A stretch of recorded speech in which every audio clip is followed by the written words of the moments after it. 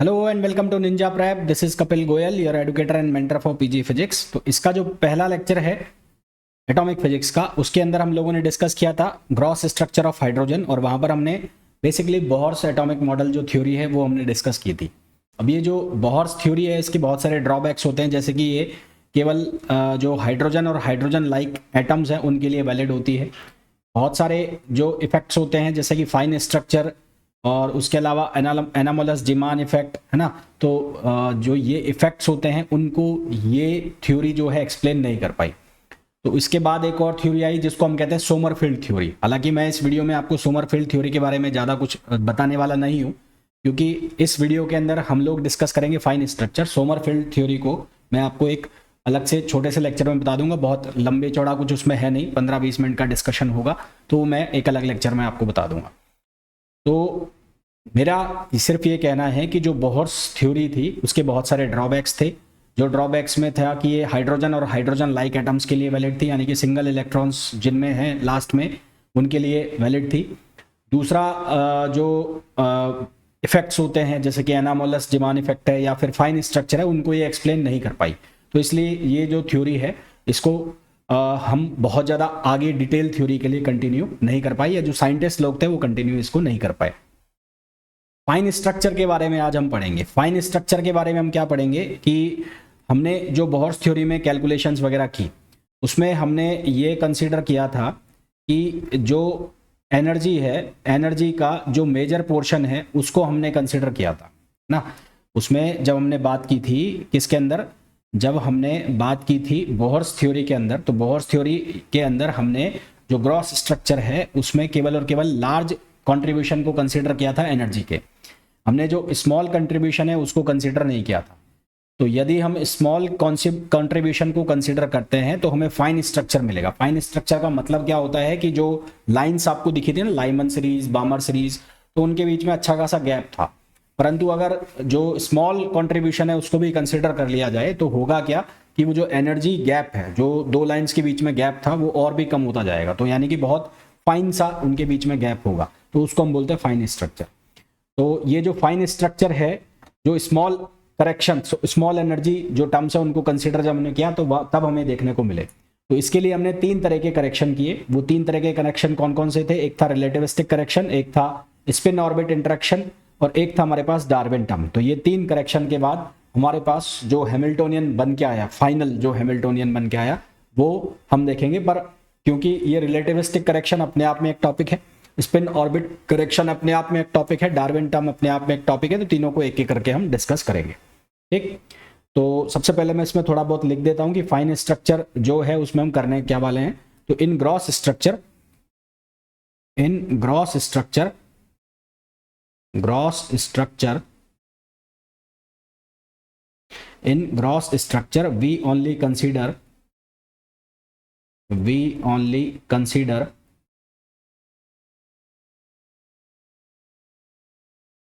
large portion of energy, we only consider large contribution term of energy, large contribution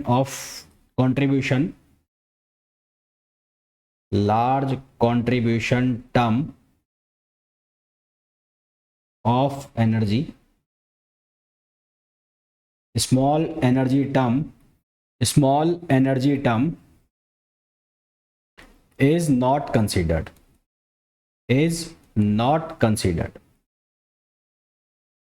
ठीक है। if small energy terms are considered,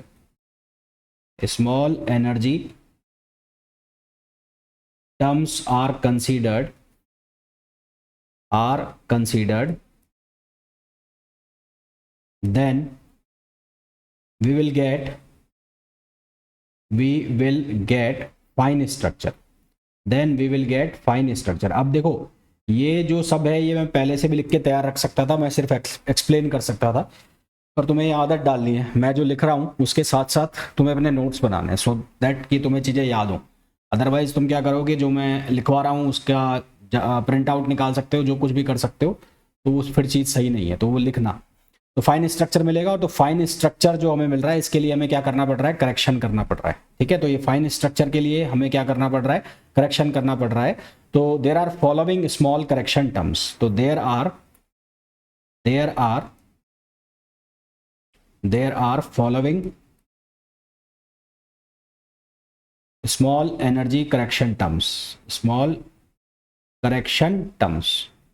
तो कौन कौन से terms होते हैं, पहला जो मैं लिख रहा हूं वो हमारे पास होता है रिलेटिविस्टिक करेक्शन। रिलेटिविस्टिक करेक्शन पहला कौन सा हो गया, रिलेटिविस्टिक करेक्शन। तो रिलेटिविस्टिक करेक्शन की अगर हम बात करें तो रिलेटिविस्टिक करेक्शन का मतलब क्या हो गया, due to relative motion of electron. तो ये जो करेक्शन होगा किसकी वजह से होगा, due to relative motion of electron. तो ड्यू टू ये जो हो रहा है करेक्शन, ये क्यों हो रहा है, due to relative motion of electron, due to relative motion of electrons, motion of electrons. दूसरा कौन सा आ गया, spin orbit interaction, spin orbit और इंटरेक्शन, स्पिन ऑर्बिट इंटरेक्शन। तो स्पिन ऑर्बिट इंटरेक्शन में क्या आ जाएगा, due to interaction between spin angular momentum and orbital angular momentum, due to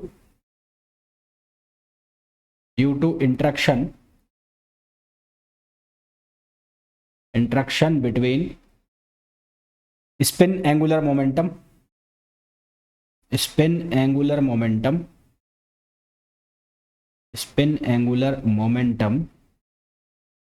and orbital angular momentum, orbital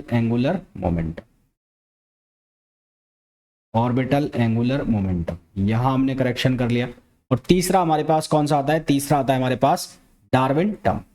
third जो आता है हमारे पास वो कौन सा आता है, डार्विन टर्म। तो डार्विन टर्म में हमें क्या होगा, due to fluctuation in energy.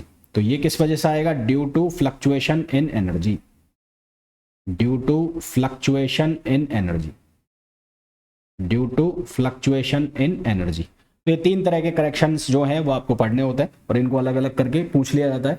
जैसा कि सबसे पहले हम बात करेंगे रिलेटिविस्टिक करेक्शन। सबसे पहले हम लोग बात करेंगे किसके बारे में, रिलेटिविस्टिक करेक्शन। रिलेटिविस्टिक करेक्शन, तो रिलेटिविस्टिक करेक्शन किसकी वजह से आ रहा है, due to relative motion of electron. तो सारी कहानी जो चलेगी वो इलेक्ट्रॉन के रिलेटिव मोशन की वजह से चलेगी।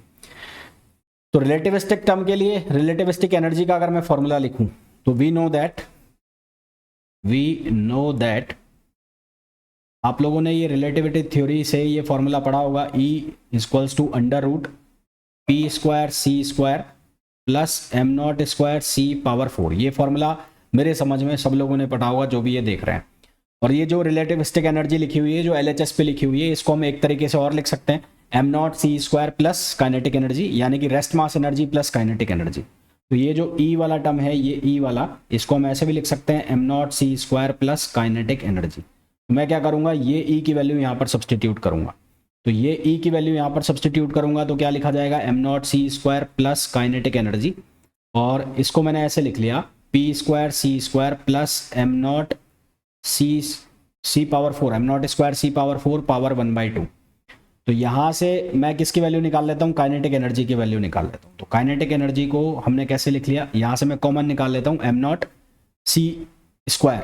तो एम नॉट सी स्क्वायर को मैं अगर कॉमन निकालता हूँ तो यहाँ से कॉमन निकाल लिया एम नॉट सी स्क्वायर। तो यहाँ बच गया 1 प्लस ये बच गया P square c square upon ये क्या हो जाएगा, ये आ जाएगा एम नॉट स्क्वायर और सी स्क्वायर। ठीक है, क्या आ जाएगा, एम नॉट स्क्वायर और सी स्क्वायर, सी पावर 4 आ जाएगा, क्योंकि मैं इस पूरे को बाहर निकालूंगा तो इसका रूट निकल के बाहर आएगा। तो बाहर क्या आएगा, एम नॉट और सी पावर 4 से डिवाइड हो जाएगा और ये पावर आ जाएगी 1/2 और ये इधर ट्रांसफर हो गया तो ये हो जाएगा एम नॉट सी स्क्वायर। ठीक है, यहाँ देखो ये सी स्क्वायर लिखा हुआ है और यहाँ पर सी पावर 4 लिखा हुआ है, तो ये कट जाएगा तो यहाँ पर बचेगा 2। अब इसको आगे हम कैसे सॉल्व करेंगे, इसके लिए आपको लगाना पड़ेगा कौन सा, बर्नौलीज जो एक्सपेंशन थ्योरम है। तो 1 प्लस एक्स पावर n, इसका मतलब क्या है 1 प्लस एन एक्स, और इसको आप कैसे लिखते हो, n into n-1 upon factorial 2 और x square and so on. तो मेरे पास जो टर्म लिखा हुआ है कौन सा वाला, जो 1 प्लस पी स्क्वायर वाला टर्म लिखा है तो उसको हम उसी तरह से एक्सपेंड करेंगे। तो काइनेटिक एनर्जी इक्वल्स टू ये क्या लिखा हुआ है एम नॉट सी स्क्वायर। अब हमारे पास जो पी स्क्वायर वाला टर्म लिखा हुआ है उसको एक्सपेंड करते हैं। तो 1 प्लस एन की जगह कौन काम कर रहा है 1/2, तो यहाँ हो जाएगा 1/2। वो कितना लिखा हुआ है p square upon m naught square और सी स्क्वायर, ऐसा लिखा गया। फिर n into n minus one, तो 1/2 और n minus one, 1/2 minus one upon factorial 2 कितना हो जाएगा 2 हो जाएगा। और ये जो टर्म है p square upon m naught square c square, इसका हो जाएगा स्क्वायर, इसका क्या हो जाएगा स्क्वायर। और इस तरह से जो पावर है वो बढ़ती जाएंगी। और यहाँ पर क्या आ जाएगा, यहाँ पर लिखा हुआ है एम नॉट और सी स्क्वायर जो कि वहाँ से बना हुआ। अब यहाँ ध्यान से देखो, इसको जब आप मल्टीप्लाई करोगे तो ये वाला एम नॉट सी स्क्वायर और ये वाला m naught c square cut हो जाएगा। तो ये वाला एम नॉट सी स्क्वायर और ये वाला m naught c square cut हो जाएगा, है ना। मैं इसको वापस से लिख देता हूँ एक बार मैं आपको दिखा देता हूँ इसको एक्सपेंड करके। तो जिसको जब आप एक्सपेंड करोगे तो एम नॉट सी स्क्वायर को सिर्फ मैंने इससे मल्टीप्लाई किया है और बाकी के लिए मैंने एम नॉट सी स्क्वायर को ऐसा लिख दिया p 1/2 p square upon m naught square c square. और ये कितना हो गया, ये हो जाएगा 1/2 के बाद यहाँ से ये यहाँ माइनस बचेगा ना, -1/2, तो ये बचेगा 1/2, ये बचेगा -1/2, ये हो गया 2। और ये कितना हो जाएगा p square upon m naught square c square और ओवर होल स्क्वायर। और यहाँ पर क्या हो गया minus m naught c square. तो ये वाला एम नॉट सी स्क्वायर और ये वाला एम नॉट सी स्क्वायर एक दूसरे से क्या हो जाएंगे, कैंसिल हो जाएंगे। मेरे समझ में यहाँ तक सबको बहुत अच्छे से समझ आया होगा, है ना। अब जब इसको ओवरऑल हम सॉल्व करेंगे तो हायर टर्म्स को हम क्या कर देंगे, नेग्लेक्ट कर देंगे। तो हायर टर्म्स को नेग्लेक्ट कर देंगे तो neglecting higher terms, neglecting higher terms, neglecting higher terms, neglecting higher terms. तो हायर टर्म्स को जब आप नेग्लेक्ट कर दोगे तो आपके पास जो काइनेटिक एनर्जी का करेक्शन का फॉर्मूला बचेगा वो क्या बचेगा, देखो यहाँ लिखा हुआ है एम नॉट सी स्क्वायर और यहाँ लिखा हुआ है m naught square c square. तो आपके पास क्या बचेगा, यहाँ से हमारे पास बचेगा P square upon 2 m not, P square upon 2 m not और -1/8। माइनस क्यों हो गया, क्योंकि यहाँ पर माइनस है। तो 1/2 और ये वाला 2, तो ये 1/8 हो गया। और एम नॉट सी स्क्वायर उससे भी मल्टीप्लाई होगा तो यहाँ आएगा P power 4 upon m not cube, P power 4 upon m not cube और सी स्क्वायर। तो ये हमारे पास टर्म आ गया, ठीक है, ये हमारे पास टर्म आ गया। इसको हम लिख देंगे इक्वेशन नंबर फर्स्ट। ये जो इक्वेशन है इसको मैंने क्या लिख दिया, इसको लिख दिया इक्वेशन नंबर फर्स्ट लिख दिया, ठीक है। ये समझने के लिए आपके ये समझना पड़ेगा आपको कि ये कैसे लिख रहे हैं, ये आ कैसे रहा है। बाद में तो एंड लास्ट रिजल्ट में जो फॉर्मूला आएगा वो तुम्हारे काम का है। अच्छा, फिर उसके बाद क्या करना है, अब हमारे पास जो फाइन स्ट्रक्चर जो बनेगा टोटल हैमिल्टोनियन वो कैसे लिखा जाएगा वो देखते हैं। तो for fine structure, for fine structure total Hamiltonian, total Hamiltonian, total Hamiltonian को कैसे लिखेंगे, उसको लिखेंगे H equals to H naught. H naught का मतलब हो गया main Hamiltonian plus HR plus ये हो जाएगा HSO और प्लस हो जाएगा HD, यानी कि टोटल कितने टर्म्स हो गए, 4 टर्म्स हो गए। इसको लिख दिया मैंने इक्वेशन सेकंड। यहाँ पर जो HO होगा ये क्या होगा, मेन हैमिल्टोनियन, जो हम पढ़ के आए हैं ऑलरेडी, जो हमने क्रॉस स्ट्रक्चर के अंदर पढ़ा था। तो इसको हम बोलेंगे मेन हैमिल्टोनियन, इसको हम क्या बोलेंगे, इसको बोलेंगे मेन हैमिल्टोनियन। और मेन हैमिल्टोनियन की जो वैल्यू है वो क्या होगी, वो होगी p square upon 2 m naught, जो हम ऑलरेडी पढ़ चुके हैं, minus kinetic potential energy. Potential energy term क्या था, Z e square upon r, ठीक है, k Z e square upon r. तो ये पोटेंशियल एनर्जी टर्म था, इसको लिख दिया मैंने इक्वेशन थर्ड। एच आर का मतलब होगा relativistic energy, H S O का मतलब होगा spin orbit relativistic Hamiltonian, S O का मतलब होगा स्पिन ऑर्बिट जो है हैमिल्टोनियन। और उसके बाद एच डी का मतलब होगा वो होगा डार्विन टर्म, है ना। तो एच आर जो है रिलेटिविस्टिक करेक्शन, तो एच आर जो है वो क्या हो गया, relativistic correction, relativistic correction. H S O जो है वो क्या हो जाएगा, वो हो जाएगा spin orbit interaction, spin orbit interaction. और उसके बाद बात करें एच डी, तो एच डी जो हो जाएगा वो हो जाएगा डार्विन टर्म, डार्विन टर्म। तो फ्रॉम इक्वेशन फर्स्ट कौन सी है? इक्वेशन फर्स्ट है हमारे पास ये वाली इक्वेशन जो है वो इक्वेशन फर्स्ट है। तो इस इक्वेशन फर्स्ट से और हमारे पास एक इक्वेशन आई है थर्ड जो मेन हैमिल्टोनियन है। तो इक्वेशन फर्स्ट और थर्ड का अगर हम यूज़ करें तो रिलेटिविस्टिक करेक्शन हमें जो मिल रहा है वो क्या मिल जाएगा? एच आर इक्वल्स टू 1/8 भाई पी स्क्वायर अपॉन 2m0 है। और जो रिलेटिविस्टिक टर्म आया है उसमें भी हमारे पास क्या है? पी स्क्वायर अपॉन 2m0, यानी कि ये टर्म तो सेम हो गया। तो करेक्शन कौन सा मिल रहा है? करेक्शन मिल रहा है -1/8 पी पावर 4 अपॉन m0 सी m0 क्यूब और सी स्क्वायर। तो ये करेक्शन है। तो फ्रॉम इक्वेशन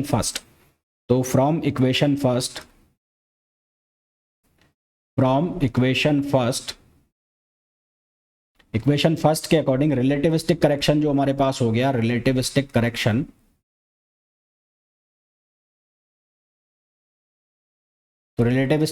जो हो गया वो हो गया एच आर इक्वल्स टू -1/8, ये हो गया p पावर 4 अपॉन ये हो जाएगा m0 क्यूब और c स्क्वायर। ठीक, इसको अगर मैं रीएडजस्ट करके लिखता हूं तो रीएडजस्ट करके कैसे लिख सकते हैं? इसको लिख सकते हैं -1/2m0 c स्क्वायर। ब्रैकेट में हमारे पास क्या बच जाएगा? ब्रैकेट में बच जाएगा p स्क्वायर अपॉन 2m0 और इसका हमने कर दिया स्क्वायर। तो ये हो गई हमारे पास इक्वेशन फर्स्ट। इसी चीज को हम रीअरेंज करके ऐसे लिख रहे हैं। तो ये हमारे पास इक्वेशन फोर्थ, मैंने इसको नाम दे दिया। अब ये जो हमारे पास इक्वेशन 3 थी जो मेन हैमिल्टोनियन था, उस मेन हैमिल्टोनियन को जो हम वैल्यू है मेन हैमिल्टोनियन की H0, उसको मैं वापस लिख रहा हूं। तो फ्रॉम इक्वेशन थर्ड तो फ्रेम इक्वेशन थर्ड में हमारे पास क्या था? वो था p0 square upon 2m minus ये किसके बराबर था? ZE square upon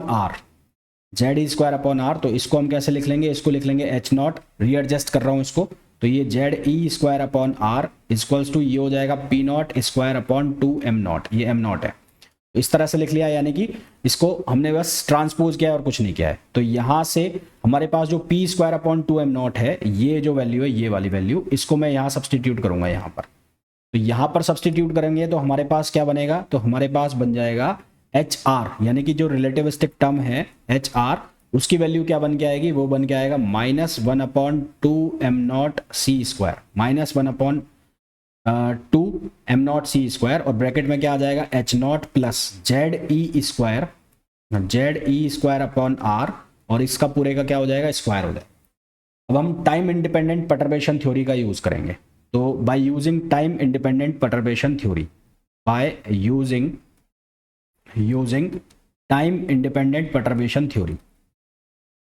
time independent perturbation theory,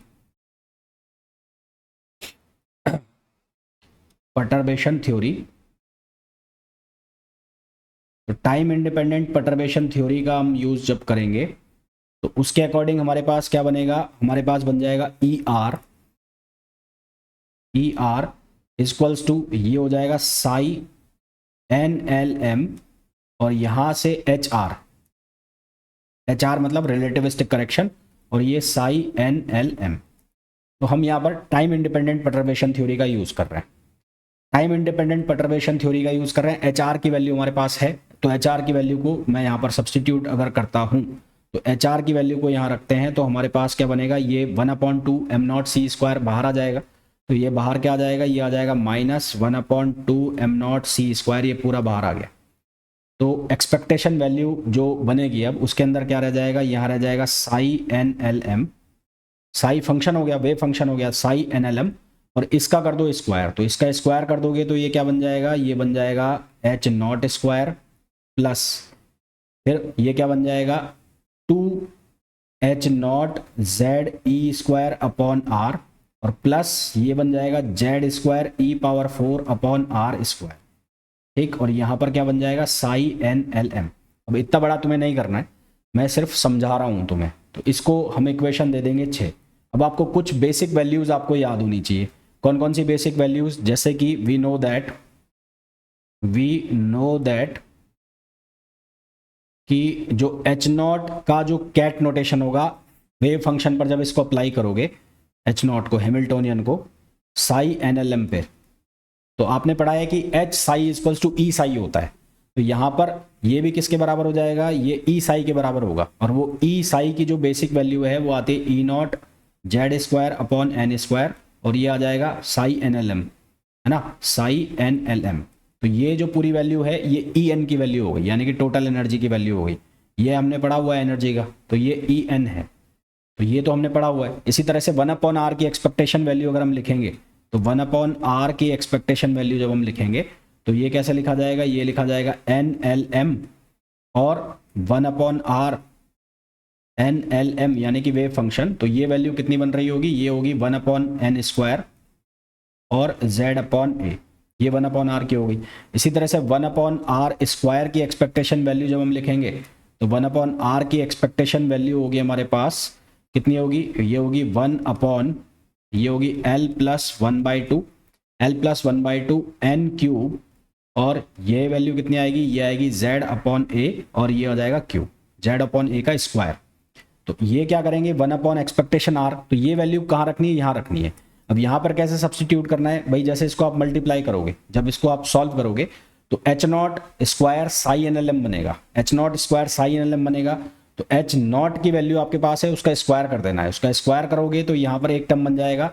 ये जब H naught psi N L M बनाओगे तो E naught square Z square N square उसका पूरे का स्क्वायर होगा। इसी तरह से यहाँ ये इसके लिए निकालोगे तो H naught psi N L m का लगाओगे 1/r क्या जो एक्सपेक्टेशन वैल्यू है वो लिखोगे। तो इस तरह से ये फंक्शन यहाँ पर क्रिएट होगा।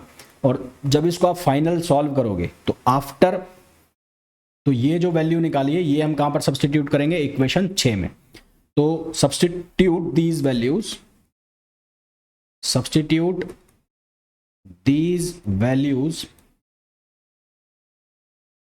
इन इक्वेशन 6, और इक्वेशन 6 में जब हम ये वैल्यू सब्सटीट्यूट कर देंगे तो हमारे पास यहाँ पर एक करेक्शन टर्म आएगा जिसको हम कहते हैं रिलेटिविस्टिक करेक्शन टर्म, और वो बन जाएगा E n square upon 2m0 c square upon 2m0 c square.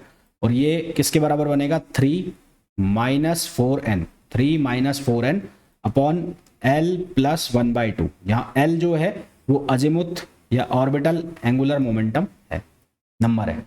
तो ये हमारे पास रिलेटिविस्टिक करेक्शन टर्म बनेगा, और इसको हम नाम देते हैं correction in energy due to relativistic motion of electron. तो करेक्शन इन एनर्जी, इसको हम नाम देते हैं correction in energy due to relativistic motion of electron, relativistic motion of electron. ठीक है, तो ये करेक्शन टर्म किस तरह से आया, मेरे हिसाब से समझ में आ गया होगा।